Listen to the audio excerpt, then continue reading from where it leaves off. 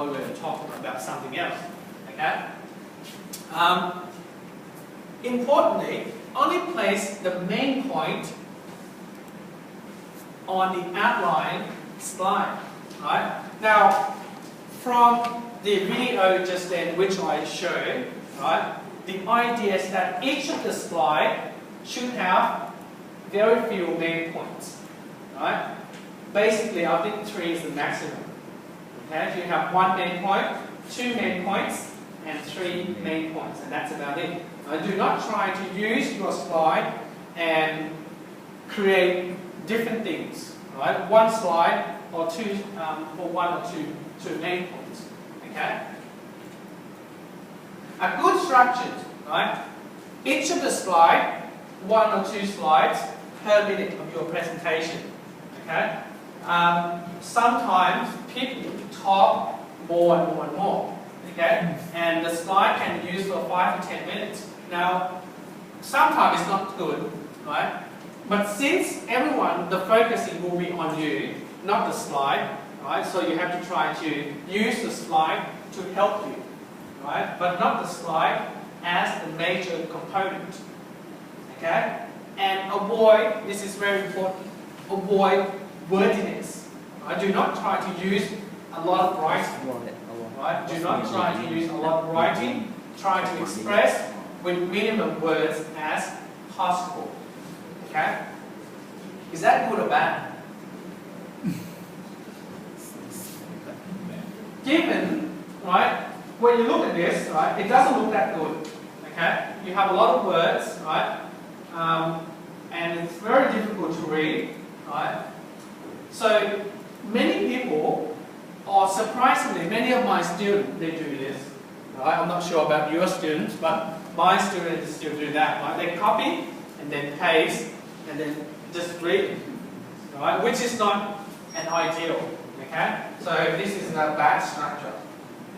A good structure or a good PowerPoint slide should start from show 1 point at a time. Right? So when you talk about this, right, people will look at this and then you start talking. Right? Once you finish this point, then go on to the next one. Right? So basically, when you do this, it will help them to concentrate what you are talking about. Right? So you concentrate on each point that pop up in the slide.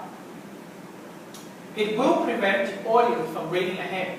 Right? Now, given you guys have an academic background, right? Sometimes you do not want to focus on particular things. Right? You go over and read the slide, and you lose the focus on the presenter. Right? So basically, a good idea is to show 1 point at a time. Right? It will help you keep your presentation focused. Right? People will focus on one thing instead of looking at other things. A bad structure, right? Do not use distract animation, right? Flying planes, cars going around, right? Do not go overboard with the animation and consistent with your animation. Right? So let's have a look. I don't have the example. A good front, right? At least about 80 in front. I think most of you know that, right? A front is 24, right? Which is the main point, and the sub point is, the main point 28, and the sub is smaller. Okay, so this is basic thing, right? Now some people want to use the stand up, right? For example, Town English Roman or the Arial, right? I'm not restricted to that. I can use something else. Okay? Now, this is the thing that you don't want to see. First one, very small, right? Difficult to read. Second one, some people think use capital letters is good, but not good presenter, right? This is very difficult to read, right? So instead, trying to use capitals and normal letters altogether. Okay? Again, I do not use some complicated font. That's sometimes very difficult to read. Okay? So that's the basic thing. Color.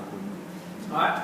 A good color, but usually if you work in the government office or the government body or university, right, they would encourage you to use a white background and either blue or dark front, right? Blue or black, usually something that people will go for.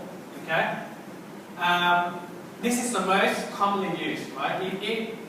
Not just in Thailand, but internationally as well, right? A background and sometimes you can use light blue or dark text, right? But do not use be consistent, right?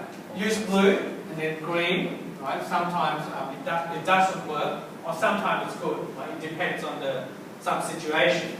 Okay, that's a bad one. Right? So a good example, you can be creative, but I cannot read it. Right? That's like a rainbow. Okay, so be consistent. Right? People want something to be easy and understandable. Okay, the background, simple. Right, simple is the word. Right, you have to use something that's very simple, easily understand. Right, light. Same background, consistent. Right? See how I use the same slide, right, with the background. I use it consistently. Okay, that's a bad example. Now, given I taught a bachelor degree level, and they are in hospitality business. Right? They are in hospitality, Bachelor of Administration in Hospitality. And these are the students that are very creative. Right? Sometimes they will go colorful slides, animation, something that it doesn't really work.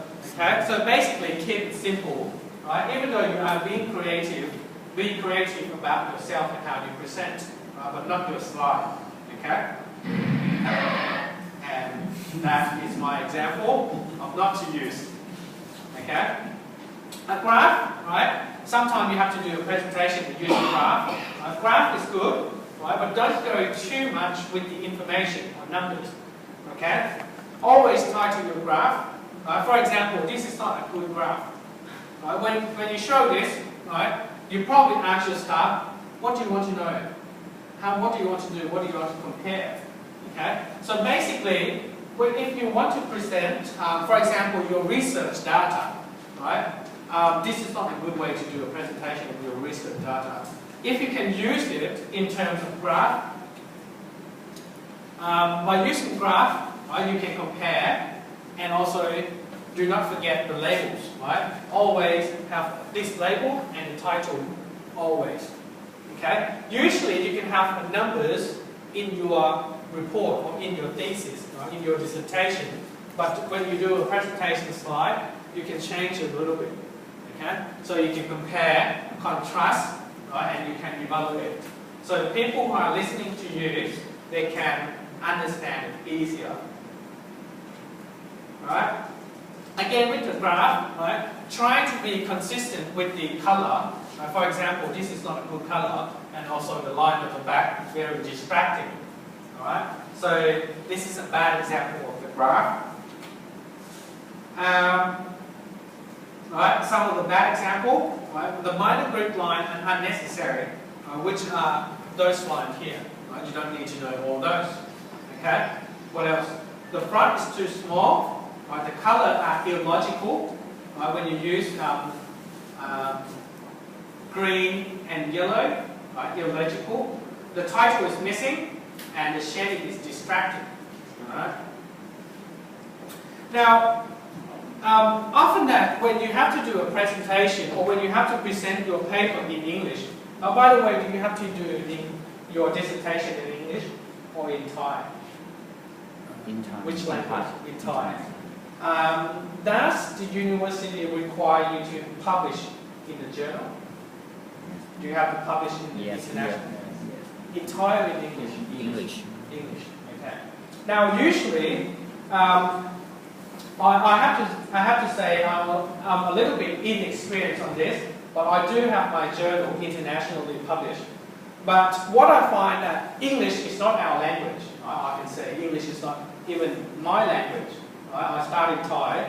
I only learned English for not read in a few years, right? So I would understand that English is not your language either. So when you have to do a presentation, when you have to prepare your journal or your dissertation, don't worry about your language, right? Now today there are many online editor who are willing to do it, right? So your focus is not the language, right? Don't worry about language, but your focus is your content of your material.